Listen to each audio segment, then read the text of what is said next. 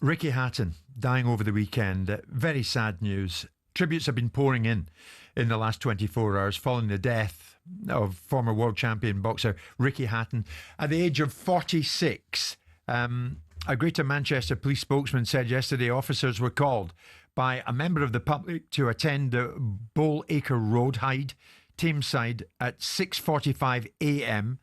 This was yesterday morning, where they found the body of a 46-year-old man. There are not currently believed to be any suspicious circumstances. Ricky Hatton, what a boxer, what a man. He won 45 of his 48 professional bouts across a 15-year career. And here at talkSPORT, tribute. 2007 when I went out to Vegas. After the fight, we were in a different hotel, it wasn't the MGM, and we went to play blackjack, and he rocked up and he just sat beside us, battered and bruised, and we all started a rendition of There's Only One Ricky Hatton.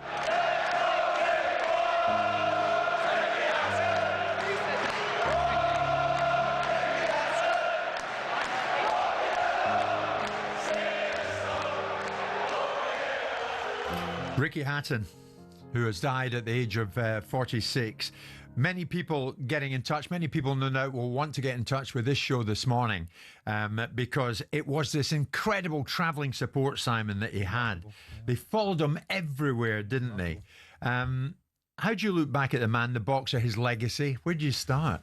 Well, I mean, I did an upfront episode with him a couple of years ago. Spent 2 or 3 hours with him. We sat next to him at the Joe Joyce Daniel Dubois fight during COVID. Yeah. We've had him in studios. I met his father. I'm one of his very closest friends, Dermot Craven, who was a friend of mine in Marbella, was very close to his father. I watched his career. I went to see him fight Ben Taki when he fought Ben Taki, when he really established his credentials, and went to watch him fight Costa Zoo. And you saw it go to liftoff and the enormous outpourings of absolute adoration. You watched him fight. I mean, I remember renting a theatre in Leicester Square for my friends, watching him fight Floyd Mayweather, and seeing the absolute Floyd Mayweather turning up in a Man United shirt just to antagonise him in the weigh-in and the press build-ups, and the absolute wave of support from the. I don't think they were quite prepared for it. I also saw him do stand-up nights in Marbella, where Ricky had packed in boxing, and he was doing touring, and he was going out on stage, and there was a feel of Jake LaMotta about him. I always felt there was an element of sadness about Ricky. He was a remarkable fighter, a remarkable fighter.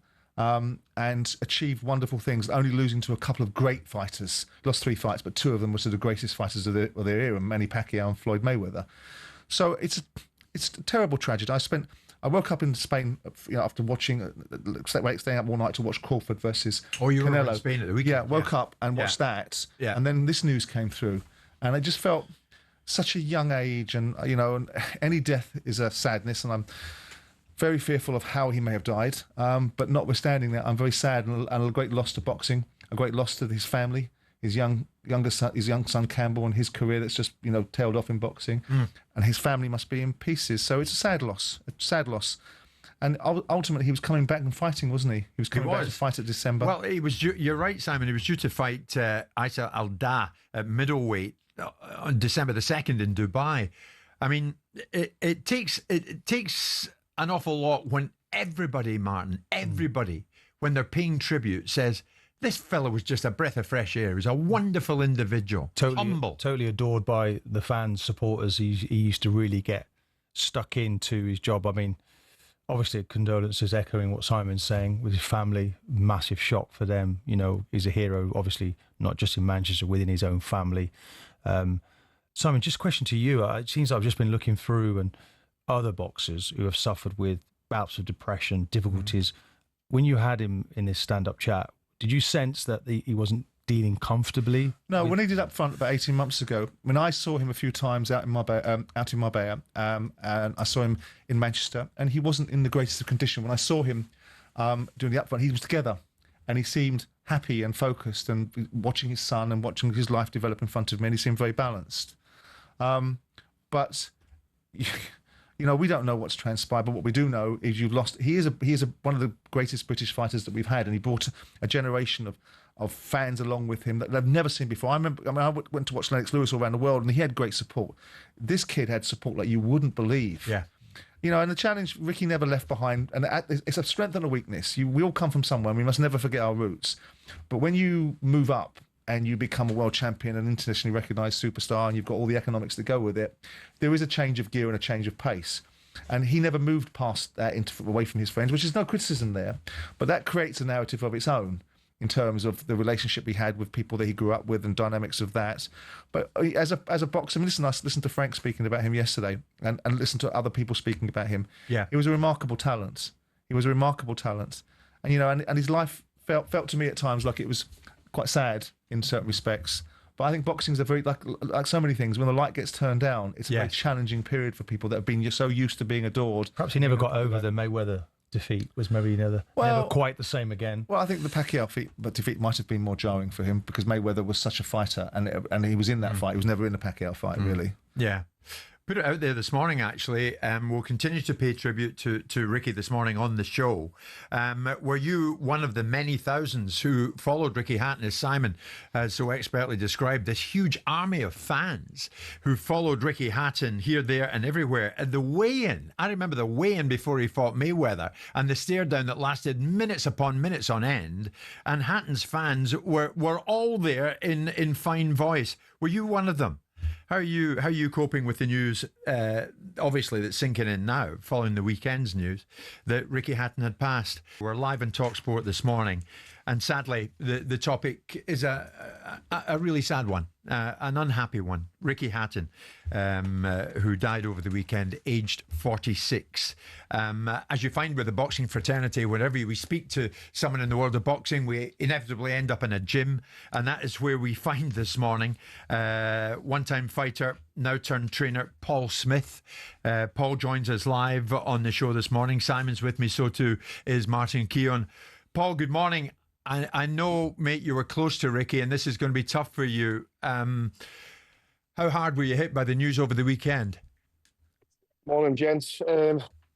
Hard, tough. I got a phone call. One of my mates who's literally just walked for me now. It's that to about Ricky, and stayed away. My stomach turned, and as horrible as it sounds, I sort of knew what he was going to say. And I waited, and then I checked straight away and seen that verified sources were putting it out there, and just sort of just went down, and my missus come upstairs and asked what was going on, and then explained to her, and she knew how close we were and the lads were. Like when I first started going to that week, it was with Billy Graham, and a big part of why I went with Billy Graham was not just because he was a fantastic coach, it was because obviously Ricky was in the gym, and Ricky's brain was so good. We've just been having a conversation with my brother Callum on the other side of the ring, talking about Ricky, how good the coach he was, and just how much he knew boxing inside out. But yeah, it was devastating to be honest with you, Jim, to find out. He was a friend with so many memories with him.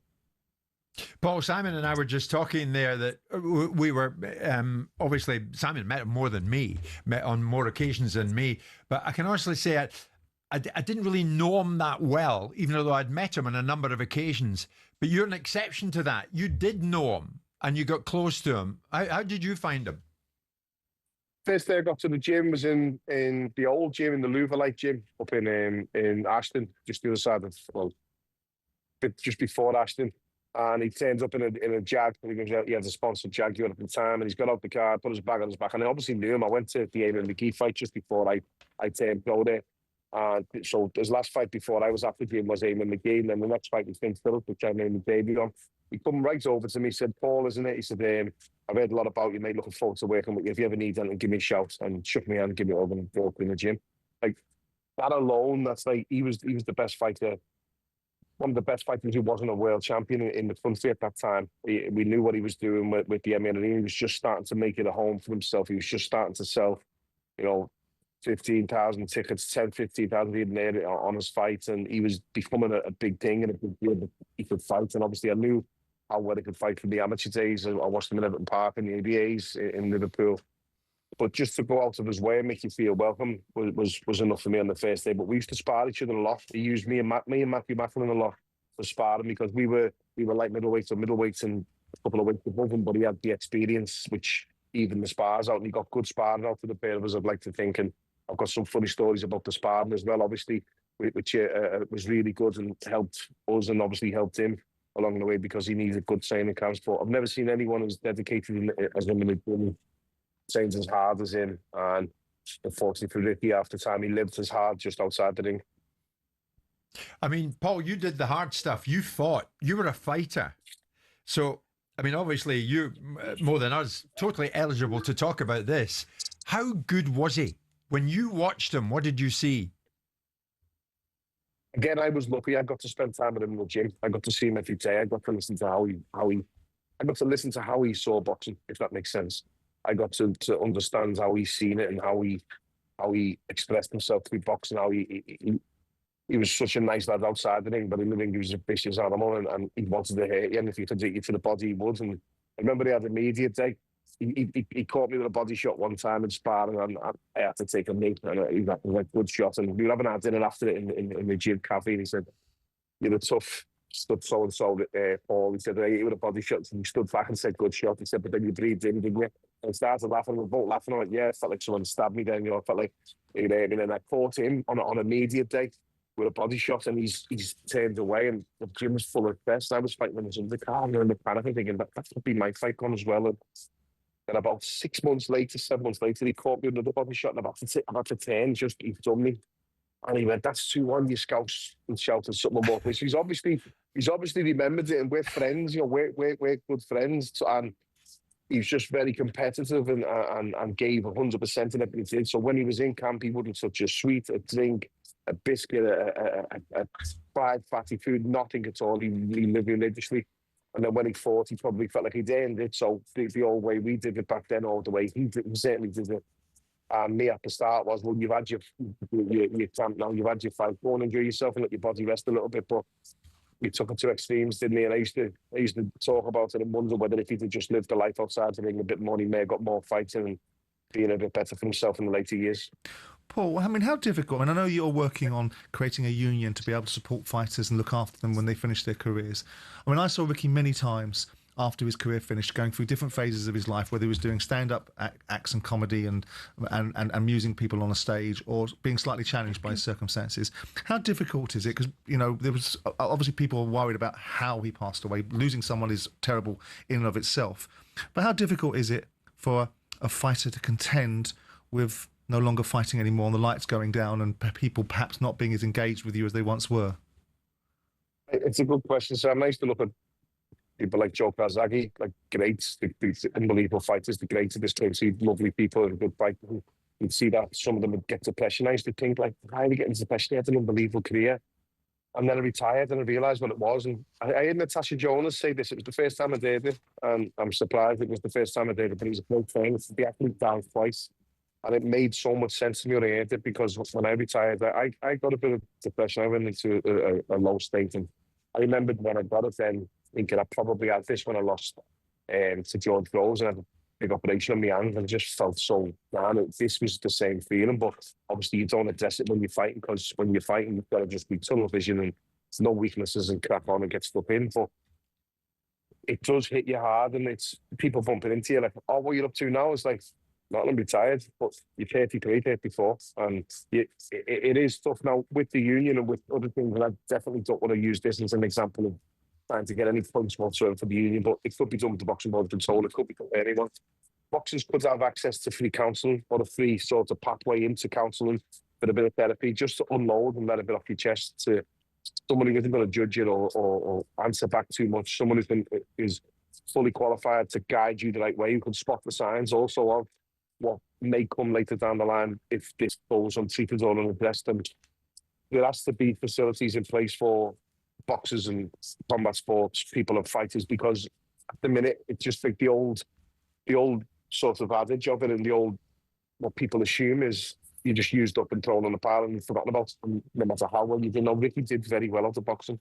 He had a phenomenal career, and he's someone that I looked up to, and many fighters across the country looked up to. And you can see the tributes today from people like Jamie Moore, Manchester fighters, saying, like, "You paved the way for us," and he certainly did. He absolutely did.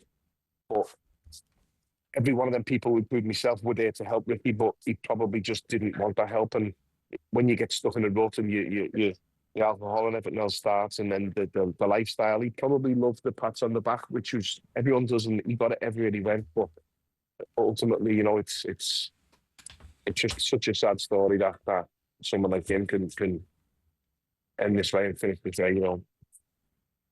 Paul, I want to thank you for your time this morning. Thanks no a doubt lot, lad. You'll get back to work in the gym there. Thank you for joining us, former fighter turned trainer Paul Smith, joining us this morning on the death, the sad news over the weekend about Ricky Hatton, who has died at the age of 46. As I say, maybe many of you listening this morning, no doubt, decided to follow Ricky on his travels when he was fighting, and by God, what a fighter he was. And of course, over there, he had an enormous following over in the US. Many fans here followed him out there when he took on Mayweather and Pacquiao and the rest. And that phenomenal victory over Costa Tszyu. Who can ever forget that? Title wins over Tszyu and Jose Luis Castillo. Were you one of those who followed him? Did you dedicate time and effort to following Ricky Hatton? And how do you feel about the news of his passing at 46? Give us a call if you wish. We are talking about Ricky Hatton and the sad news over the weekend that Ricky Hatton had died at the age of 46. And many of you getting in touch with your own stories as to why you chose to follow Ricky and how hard this news has hit you. 03717 223344. We heard from former fighter turned trainer Paul Smith just moments ago. Martin, can I ask you, for top pros like yourself who played the game at the highest level, does it hit home when you suddenly call time in your career and that adulation you were used to suddenly goes and you've got to go on with life? It's probably the biggest game of your life when the actual last game you play in is finished, because, you know, suddenly there's that quietness and that loneliness, and you've been a part of something that's successful. You're on a mission, that sense of purpose. There's an adulation from the fans, and then you're all on your own. And it's like, you know, I think the feeling is like, whatever you do, you know, I always say, don't forget to enjoy it. Do it because it gives you a joy. I'm sat here this morning because I enjoy doing the radio, Jim. I keep myself busy. I get into projects. I can't be sitting around watching what I do. I've still got that energy. Live your life, you know, because you're only young men really when you're coming out. If someone had said that to me, I might well have done a bit of management or whatever. I had restrictions. I couldn't do that. Yeah. But I would say just enjoy it and try and stay on that middle road in life. You know, there's lots of distractions. Try and create that stability. And that's what I try to maintain. I don't think it's an easy road, but, you know, we need to keep fit. We need to keep healthy. But I think, you know, enjoy what you do is the most important thing, really. Such a good point, isn't it, Simon? Yeah. I mean, things don't always go well for you in life. No. And at certain key moments. But it's about the framework you've got around you. If you've got a very stable and substantial life outside of football in terms of you're married, you've got children, you've got greater responsibilities, it anchors you, it gives you value, it gives you perspective. If you don't have those things, then you come out of a superstar environment where you are adored and worshipped and the lights are turned on. You hear it all the time. You hear about rock stars. I mean, I remember listening to Robbie Williams talking about being on a stage and, you know, and the highs of being on a stage and then going back to a hotel room in the middle of nowhere and finding yourself needing some other kind of stimulation to keep yourself in focus with what you've just been experiencing. Yeah. So it is something that people say, oh, you unique sportsman, you lovely, your financial future is settled, your lives are based upon opportunity, and yet you're whining about the fact that the lights have gone down. Well, you don't know what you're talking about because there is a real challenge. You have to accept change as well, Simon. That will come. Obviously, you prepare yourself for change. You know, yesterday I'm not going to throw my religion at people, but I went to church yesterday, went to mass. Afterwards, I was out for a breakfast with my two grandchildren, my wife, their partners, my two sons. You know, fantastic, total enjoyment out of doing that. Before, 20 years ago, it was, I can't wait to get into Manchester United. So we have to change, you know, and we have to go with the change and accept the change. And that's what's difficult for a lot of sports. Talking about Manchester United, Wayne Rooney, devastated, a legend, a warrior, and a great person. Thoughts are with all Ricky's family, says Wayne, who, of course, himself was a big boxing fan and, as we hear there, a big fan of Ricky Hatton. We have a statement just in, I think, in the last few moments, from the Hatton family. It is with the heaviest of hearts that we announce the passing of our beloved son, Richard. Richard was so much more than a world champion. To us, he was simply Richard, our son. A loving father, grandfather, and brother, and a true friend to many. He had a heart as big as his smile and his kindness, humour and loyalty touched everyone who was lucky enough to know him. To the wider world, Richard will always be remembered as one of boxing's greatest champions, a man who gave everything inside the ring and wore his heart on his sleeve outside of it. He inspired generations with his fighting spirit, his humility and his love for the sport. But beyond the titles, the nights to remember and the roar of the crowd, he remained the same down-to-earth Richard who never forgot where he came from. As a family, our loss is immeasurable, and words can't truly capture the pain we feel. Yet in the midst of our grief, we've been deeply moved by the overwhelming outpouring of love and support. It has been a source of great comfort to see just how many lives Richard touched and how widely he was admired and respected. At this time, we kindly ask for privacy as we come to terms with life without him. In the days and weeks ahead, we will take strength from one another and from the knowledge that Richard's legacy, both in boxing and as a man, will continue to live on. Richard's memory will forever remain in our hearts, in the hearts of his fans, and in the sport he loved so dearly. With love and gratitude, the Hatton family. So that just into us here at talkSPORT. And many of you want to join Simon and myself and Martin on the show this morning and pay tribute yourselves. And we're delighted that you want to do that. So let's start with Greg, who's a Chelsea fan and no doubt a boxing fan, no doubt a Hatton fan. Greg, good morning. What would you like to say? Yeah, morning, gents. Great show as always. Thanks. Yeah, that statement's just done me. That has. I'm a big boxing fan ever since my dad took me to my first fight, which was Marvin Hagler against Alan Minter. I followed a lot of boxing over the years, and it was on my bucket list to go to a big fight in Vegas. And the first one I went to with some friends was the Ricky Hatton and Mayweather one. I couldn't have picked a better one. And it was that good. I went to his next two fights in Vegas, the Pacquiao and Malignaggi fights as well. But the support that he generated and the experience was just fantastic. I mean, as Brits, we all love someone who puts effort in and a winner and a true Brit. And he just was just at the top of the pile when it came to, just the way he just galvanised everybody, put the effort in. And he was just a great fighter to watch. And yeah, so great experiences of following him in Vegas. You were talking about the weigh-in earlier. That was just unbelievable. I've been to a few weigh-ins over the years, Yeah. But that one was like going to a fight in itself. Yeah, so Was, wasn't it? fantastic memories, and just touching a little bit on what Simon said. I went to a stand-up event he did after his career ended, and he had some great stories. But you just always thought, maybe that was just second to his boxing career, and although he enjoyed telling the stories, it just didn't give him the same buzz. And 3 years ago, I was on holiday in Tenerife, and someone said he was on holiday himself there, and I thought, it'd be great if I bumped into him. And the next night, me and my mate, we went into a bar, and he was sat at the bar, and all on his own. And went up and spoke to him, said, about the experiences of going to Vegas and that, and he was really grateful and posed for a photograph. But I just got the impression he just wanted to be left alone. And we walked away, me and my mate, and I just kept thinking back, and I was thinking about it yesterday. He just didn't look really happy, bless him. And yeah, it's a terrible tragedy, and yeah, it just makes you realise. And a family man, and yeah, as men, we need to reach out there. I've got two sons in their 20s myself, and I just think we've all got to be aware and all got to talk, really. Greg, thank you very much indeed for your call. Greg, a big Ricky Hatton fan, who met him and travelled to the States to watch him. Steve is a Manchester City fan, obviously a fan of Ricky's as well. Steve, am I right? You are one of Ricky's old school pals? I am, yeah. Thanks for taking the call, lads.